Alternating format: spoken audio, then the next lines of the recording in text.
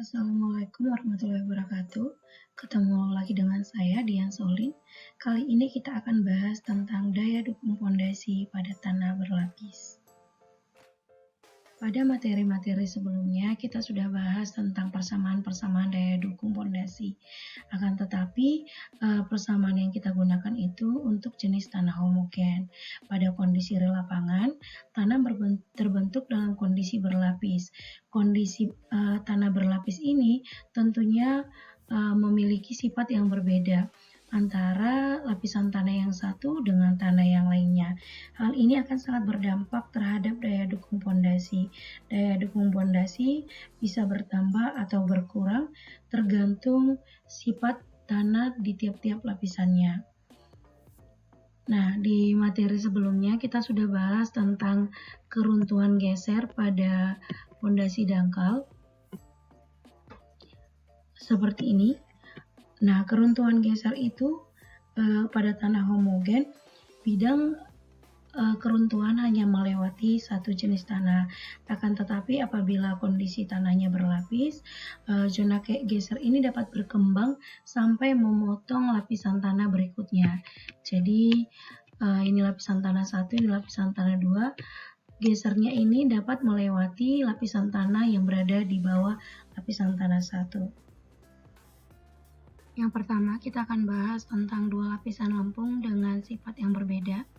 Di sini, pondasi kita terletak pada tanah lempung yang terdiri dari dua lapis, lapis 1 dan lapis 2. Nah, di sini anggapannya bidang keruntuhan geser yang terjadi itu berbentuk silinder dengan sudut gesek dalam tanah itu atau V itu sama dengan 0. Nah, di sini kita dapat menghitung daya dukungnya dengan rumus C1 dikali NC aksen. C1 ini merupakan nilai kohesi tanah pada lapisan teratas, dan NC aksen ini merupakan faktor daya dukung yang kita peroleh dari grafik ini. Nah, nilai NC aksen ini di sini kalau kita lihat di grafik ada D per B ya. D itu merupakan tebal lapisan teratas. Kemudian B itu adalah lebar pondasi. Jadi dari nilai D per B dan nilai C2 per C1 kita bisa mendapatkan nilai NC aksennya. Oke, kita lanjut ke analisis fisik. Di sini fisik mengusulkan persamaan daya dukung dengan dua kondisi. Yang pertama, kondisi lempung lunak berada pada bagian atas, sedangkan lempung kaku berada pada bagian bawah. Di sini kalau kamu bingung apa itu lempung lunak dan apa itu lempung kaku, di sini saya akan jelaskan secara singkat. Lempung kaku atau bisa kita sebut dengan stiff clay itu memiliki kadar air yang lebih rendah dibandingkan lempung lunak. Begitu juga dengan angka pori. Angka pori untuk lempung kaku itu lebih kecil dibandingkan lempung lunak. Nah, untuk nilai C, kohesinya juga lempung kaku itu lebih besar ya daripada lempung lunak. Jadi, kita bisa menghitung daya dukungnya dengan rumus QU sama dengan C1 dikali NM ditambah DF dikali gamma, di mana C1 ini merupakan kohesi lapisan lempung teratas, sedangkan NM ini adalah faktor daya dukung yang kita dapatkan dari grafik. DF ini adalah kedalaman pondasi, sedangkan gamma di sini adalah berat volume tanah kita pada lapisan teratas. Nah, di sini juga ada catatan apabila sensitivitas lempung kita sama dengan 2, maka nilai C1 itu harus kita reduksi menjadi 0,75 dikali C1. Nah, kondisi kedua yaitu lapisan lempung kaku berada pada bagian atas, sedangkan lempung lunak berada pada bagian bawah. Untuk kasus ini, di sini kita harus memperhatikan keruntuhan penetrasi di area tepi pondasi. Untuk faktor daya dukungnya kita bisa menghitung NM sama dengan 1 per beta ditambah C2 per C1 dikali lambda C dikali NC. Nah, di sini syaratnya adalah nilai NM itu harus lebih kecil atau sama dengan lambda C dikali NC. Nilai beta di sini itu merupakan indeks penetrasi. Kita bisa dapatkan dari perhitungan B dikali L dibagi 2H dikali B plus L. Sedangkan H adalah jarak permukaan lapisan lempung bawah dengan dasar pondasi. Nanti kita bisa lihat sama-sama di grafik berikutnya. Sedangkan L itu adalah panjang pondasi dan B adalah lebar pondasi. Lambda C dikali NC ini merupakan faktor daya dukung dengan memperhatikan koreksi untuk bentuk pondasi kita. Oke, di sini kita akan sama-sama melihat penentuan faktor daya dukung NM.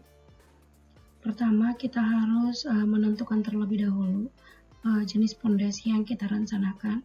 Apakah pondasi 4 persegi panjang atau pondasi bujur sangkar maupun lingkaran. Nah, di sini saya contohkan salah satu. Saya berikan contoh. Pertama, kita menentukan nilai C2 per C1 dari data yang diketahui. Di sini saya misalkan C2 per C1 sama dengan 5, sedangkan B per H sama dengan 4. Maka kita tinggal mengambil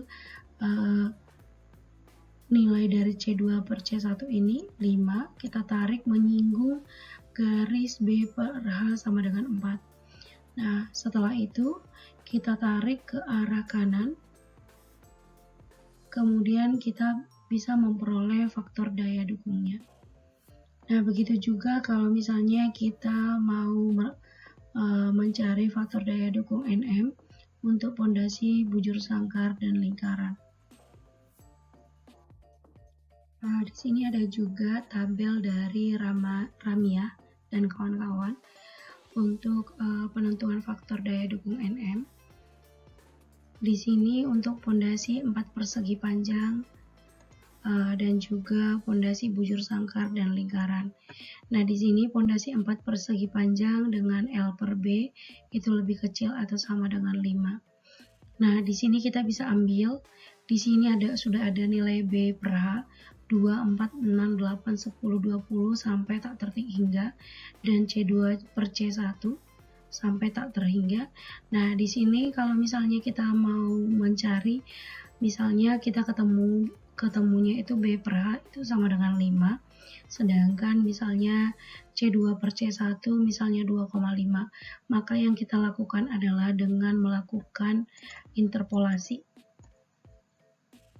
Nah, begitu juga dengan pondasi bujur sangkar dan lingkaran, L per B sama dengan 1, kita juga bisa menggunakan tabel dari Ramia dan kawan-kawan. Kita ke kondisi tanah granular di atas tanah lempung. Nah, pada kondisi ini, tanah granular kita berada pada lapisan teratas, sedangkan lempung jenuh berada pada lapisan kedua, dengan ketebalan lapisan lempung ini tidak terhingga. Nah, di sini saya jelaskan secara singkat apa itu tanah granular dan tanah lempung jenuh. Tanah granular ini merupakan tanah dengan ukuran partikel tanah jauh lebih besar daripada lempung jenuh.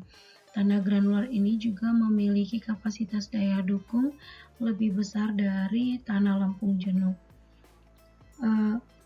Tanah granular ini di sini kita lihat kondisinya C1 itu sama dengan 0 dan sudut gesernya itu harus lebih besar dari 0. Sedangkan lempung jenuh nilai kohesinya itu harus lebih besar dari 0 dan sudut gesernya sama dengan 0. Nah, di sini apabila lebar pondasi kita atau nilai B ini sangat kecil, maka otomatis keruntuhan gesernya itu hanya berada pada lapisan teratas. Nah, di sini daya dukung pondasi akan mendekati nilai daya dukung pondasi pada tanah pasir. Jadi kita bisa hitung dengan QU sama dengan 0,5 dikali B dikali gamma dikali N gamma. Nah, apabila si lebar pondasi kita ini sangat besar atau nilai B-nya lebih besar dari H, maka otomatis dukungan si tanah granular ini terhadap keruntuhan geser itu sangat kecil. Jadi daya dukung akan mendekati dengan daya dukung pada kondisi tanah lempung. Nah, apabila nilai B ini pada lebar tertentu, maka bisa jadi bidang runtuhnya melewati kedua lapisan. Jadi melewati lapisan pertama dan lapisan kedua. Daya dukungnya juga bisa berada di antara daya dukung pada kondisi tanah granular dan juga daya dukung pada kondisi tanah lempung. Untuk kondisi tanah granular berada di atas tanah lempung, di sini Seng mengusulkan persamaan sebagai berikut. Apabila nilai HB ini lebih kecil dari 1,5 dan lebih besar dari 0, maka perhitungan daya dukung bisa kita lakukan dengan rumus C2 dikali NC aksen. C2 ini adalah kohesi pada lapisan lempung, sedangkan NC ini adalah faktor daya dukung. Kemudian apabila H per B kita ini lebih kecil dari 3,5 dan lebih besar dari 1,5, kita bisa menggunakan rumus setengah dikali gamma dikali B dikali N gamma ditambah C2 kali NC aksen. Gamma di sini adalah berat volume tanah. Nah, untuk yang terakhir, apabila nilai H per B ini lebih besar dari 3,5, kita bisa menggunakan daya dukungnya QU sama dengan setengah dikali gamma dikali B dikali N gamma. Untuk penentuan nilai NC aksen kita bisa ambil dari grafik berikut ini. Di sini ada nilai yang harus kita tentukan terlebih dahulu, yaitu H per B dan juga sudut geseknya. Jadi di sini contohnya ya, kalau kita ketemu H per B-nya sama dengan 1 dengan sudut geseknya itu 30 derajat, maka kita bisa ambil garis lurus seperti ini, kemudian kita tarik ke arah kiri. Nah, di sini kita akan ketemu nilai faktor daya dukung NC aksen. Begitu juga untuk menentukan N gamma aksen. Di sini kita bisa melihat ya, kalau misalnya kita ketemu H per B-nya ini sama dengan 3, dengan sudut geseknya misalnya 30 derajat, kita bisa ambil, kita tarik garis lurus, kemudian kita tarik ke arah kiri, maka kita akan ketemu nilai faktor daya dukung N gamma aksen. Kita lanjut ke kondisi kedua, daya dukung dihitung dengan menganggap lebar pondasi fiktif. Nah, pada kondisi ini kita menganggap pondasi kita itu terletak pada lapisan tanah yang kuat. Jadi seperti ini ya. Nah, di sini dikatakan daya dukung ini pastinya sangat dipengaruhi oleh lapisan tanah lunak yang ada di bawahnya. Nah, untuk itu analisis daya dukungnya kita menganggap bahwa lapisan tanah lunak ini menerima tekanan sebesar dengan penyebaran beban 2V dibanding 1H. Nah, di sini dengan anggapan seperti ini, lapisan kuat yang berada di atas ini seolah-olah sebagai pondasi plat fiktif. Nah, di sini kita bisa menghitung lebar pondasi fiktif sama dengan B plus H, dengan B adalah lebar pondasi sebenarnya, sedangkan H adalah jarak pondasi terhadap permukaan tanah lunak di bawahnya. Nah, untuk menghitung daya dukung memanjang, kita bisa menghitung dengan rumus ini QU fiktif ya. QU fiktif itu sama dengan C2 dikali NC ditambah gamma 1 dikali DF ditambah H dikali NQ ditambah 0,5 dikali BF dikali gamma 2 dikali N gamma. Nah, nilai persamaan ini kita bisa ubah ya sesuai dengan bentuk pondasi kita. Jadi kalau misalnya pondasi kita berbentuk segi 4 atau lingkaran, kita bisa menggunakan rumus atau persamaan yang ada di materi-materi sebelumnya. Nah, untuk menghitung daya dukung ultimate yang sebenarnya, kita bisa menghitung dengan QU sama dengan QF dikurang gamma 1 dikali H dikali BF per B. Nah, apabila pondasi kita berbentuk 4 persegi panjang, B kali L, maka kita substitusi nilai L ke persamaan tersebut menjadi persamaan ini. Jadi daya dukungnya itu sama dengan daya dukung fiktif dikurang gamma 1 dikali H dikali BF dikali LF dibagi B kali L. Oke, itu dia tadi materi pembahasan kita untuk analisis perhitungan daya dukung fondasi pada lapisan tanah berlapis. Terima kasih. Don't forget to like, comment, and subscribe.